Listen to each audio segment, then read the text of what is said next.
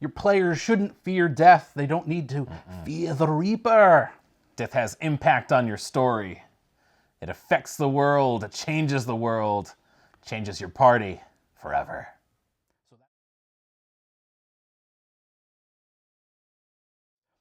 As a dungeon master, I always set it up beforehand. I say, hey guys, I run a very straightforward game. There is a chance of dying. You are not invincible. And I always stress, play smart. Because if you do dumb things, there's going to be a chance that, you might die. And as long as you're upfront with the players about that, let them know that there are consequences in your games.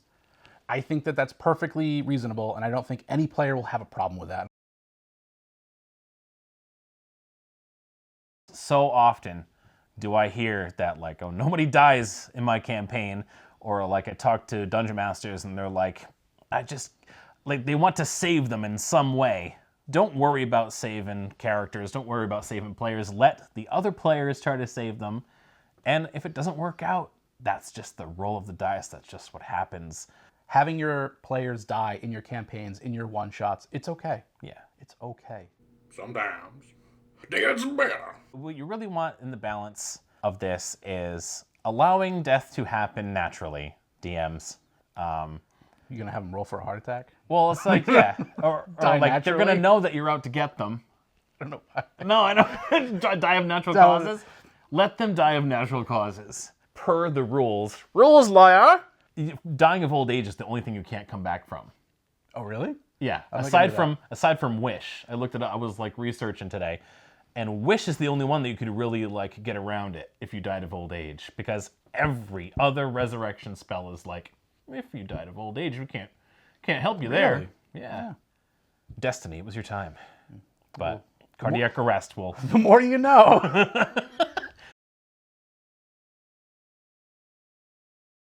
You're not trying to kill your players, right? That's not what this video is about. This isn't hey, go on and just kill everybody. Yeah. That's not what this is about. It's you versus your players, and we're going to tell you how to win. No. That's what you're trying to do is you're trying to challenge your players, right? You want them to be pushing to the brink of using all their spells and all their short rests and everything, all their resources, right? And then they still have to push forward because they're in a dungeon and the big bad's down there waiting. That creates a stress point. That creates a decision. Do you turn back? That's drama. That's exciting. A lot of the times I try to make sure that my players are rolling with henchmen, non-player characters. If I want something to be this is a threat, I'm not going to kill a player, but I might one-shot an NPC. You're always trying to give context clues. You're always trying to be, transparent without actually, telling the players I'm in danger. Exactly, yeah. A habit that I've learned it from other dungeon masters, I know KMo has done it, is when it's in combat, when it's time to get down to nitty-gritty battles, I roll my dice in front of the DM screen. Oh, yeah. I want the dice to be neutral. I want there to be no blaming the DM that I tried to kill them. You'd be nope, this is what was happening. You saw all the crits that were coming your way. This battle was not going your way, and you chose to sit there, and you didn't change up your tactics. You didn't do anything different. You just stood there and kept whacking away. You didn't play smart, and you know what? The cleric died. Fly, you fools. Whee! I'm not going to feel bad about that as a dungeon master. It sucks, but that's what we're here to try to help you do. We're trying to help you not tighten up and be oh, I want to save the characters. I don't want them to die. You're going to destroy the urgency, and then they're just going to try everything. And it doesn't matter what they do. It's always going to succeed, right? They're never going to... There's no consequences to their actions. There's always going to be this Deus Ex Machina thing that, this, the Eagles came, or... T-Rex breaks in and eats all the velociraptors, giving you a chance to escape. Again, this shit works in a movie. It doesn't work in D&D. It might work occasionally. The minute that they start figuring out that you're doing some sort of... retconning, little bit of shenanigans behind the screen. Little editing. Over. It is over. You have lost your players at that point. Game over, man. Game over, man. And they're in the walls. They're everywhere.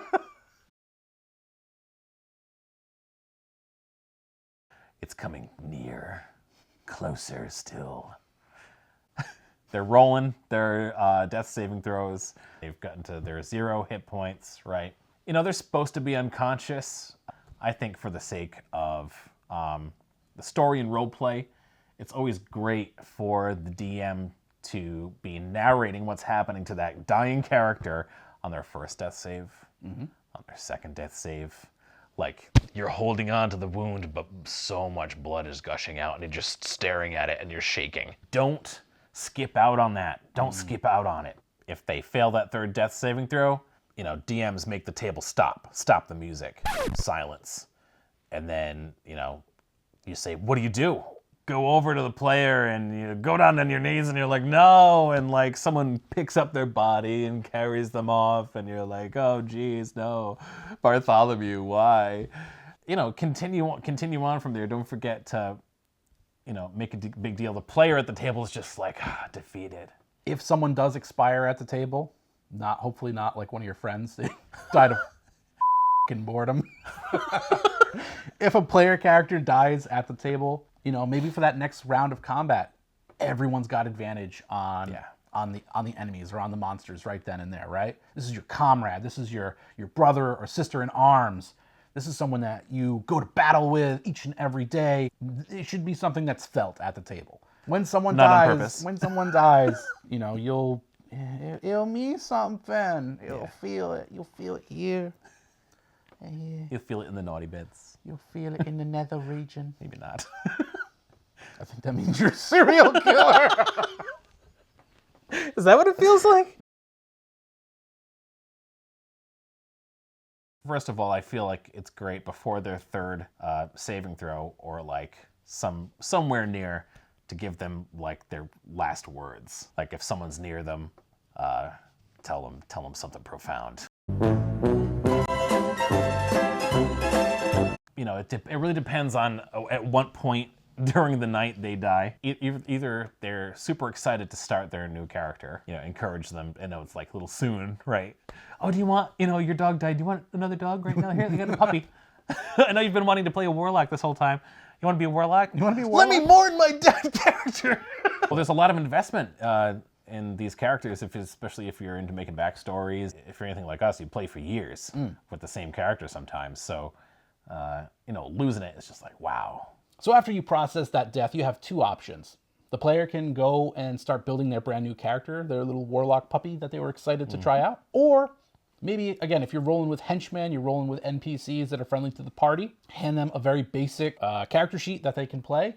And for the rest of the night, that they can use that character. They'll have fun at least the rest of that night playing that character. And then thinking about what they want to do next and kind of like pulling their emotions together, right? Yeah. Or if you did a session 0 where you told people, hey, you know, death might happen in this campaign, what you can do is actually have people build multiple characters in session 0. So they have a backup character ready to go. After a character has passed, you know, coming back from your adventure, you want to do things like bury the body, and you want to maybe notify loved ones. And DMs like make a big deal of this character and how this character has changed this world now, right? That people won't forget him. Maybe a group of NPCs now thinks he's a martyr. He's a martyr to them. He or she is a martyr. And erect statues and have bards sing songs about the character. And doing that throughout and later on in play when they're playing their other character, they'll just be like, thank you for doing that. Like, that feels so good. Like, that character still has a massive impact on. Yeah, their memory is living on in that world. And that's great. This is not reality. This is a fantasy world, which means there are multiple ways to bring back your dead player. Okay? But this is very important. Your dead player needs to want to come back. My advice to DMs is always to be like, if your players are trying to bring back your character and they're like, oh, let's figure out a way to bring him back, right? Resurrect him in some way. DM's gonna be like, are you okay with them doing that? Yep. And I've been at tables that that exact conversation happens. You have to do that because sometimes the player's like, no, like let it lay where it is. And other players would be like, yeah, like I really want to continue playing that that character and I'm not ready to let it go. The freedom is there in Dungeons and Dragons. There are 6 spells that can bring characters back from the brink of death, ranging from a minute dead to 200 years dead, and various amounts of gold and diamonds to bring them back. Make it part of the fiction of the world. Make it Yes. part of the story that these heroes are going through. Star Trek, Wrath of Khan, you know, like, spoiler alert, Spock dies. Star Trek 3, The Search for Spock. But they go and find Spock somehow. It's a whole quest. And if your players are that hellbent, and the player that died, he's like, cool, come rescue me. Like, he's playing another character trying to rescue him. That's amazing. That's great storytelling. That's going to be something incredibly memorable for your table, and you guys will talk about for years. Especially be funny if you TPK down in hell trying to save this one dude, right? And he's the only one that comes back to life and lives after it all.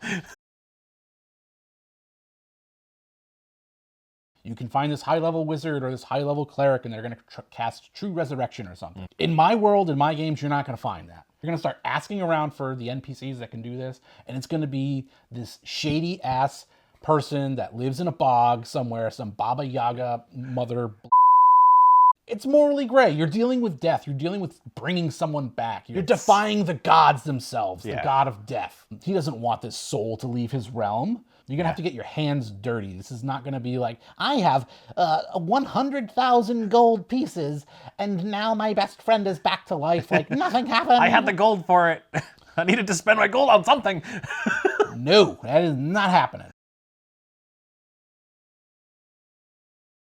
Do not pull a landfill. Spoilers for Beer Fest. Essentially, about 3/4 of the way through a movie, one of the main characters suddenly and tragically dies. Before they go on the inevitable Beer Fest competition in Germany, but his identical twin brother shows up, who is exactly like Landfill in every way. And they joke at it it's the funniest scene.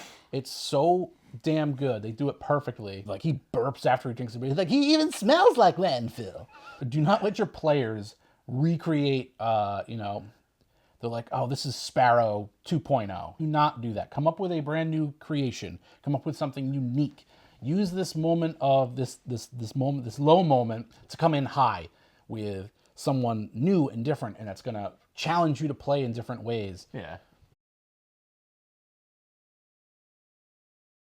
There was other content that suggested, like, having clones for characters. But I was like, but you're trying to talk about, like, urgency and death. And like, oh, you only have so many clones, so that's the urgency. But, like, nope, it's not urgency. Nope. It's like they're going to throw those characters' lives away, and it's going to feel like just... It should not feel like a video game. No. D&D should not feel like a video game. Do not be afraid to let player characters die. It's okay. We're giving you permission. Your players are going to turn into murder hobos. That's what I'm trying to say here, people. They're going to be murder hobos. If you thought they were murder hobos before. God, you give me that chance to be a hobo-y, murdery hobo, I am going to be the most murdery hobo-y that there can be. Until I get slapped back a few times from the DM. Mm-hmm. That's what's You died. What? Yeah. I'm going to be murder hoboing all day. All right. That's it, everyone. Death is a hard topic. It's hard to do at your tables, but hopefully you've got some confidence now. Everyone, players, DMs, it's a game. Death is impactful. Make it impactful. Make it mean something, right? That's our point today. We hope you got something out of it. We love making these videos. We learn more every time we do them. Please if you like this video, subscribe, hit the bell for our new videos weekly, and hit us up in the comments. Let us know what you want us to talk about. We want to try to have some different opinions. There's a lot of content out there, but we want to bring it to you, and we have a lot of fun doing it. I said that. It's okay. You said everything that was meant to be said. You said it beautifully. And we are out of here. We are Basic Liches. Bye, Liches. Bye, Liches. It's like tearing off a Band-Aid. You do it once. I don't know, maybe not tearing off a Band-Aid. Maybe it's like becoming a serial killer. You do it once, and you're like, I shouldn't have done that. I shouldn't have happened. But then, like, you're like, you get like more okay with it. Is that what happens? You just over it that quickly? Yeah, I think so. Yeah, right. I think you just become a serial killer. Or just like 30 minutes goes by, and you're like, yeah, This is fine. This is fine. Yeah.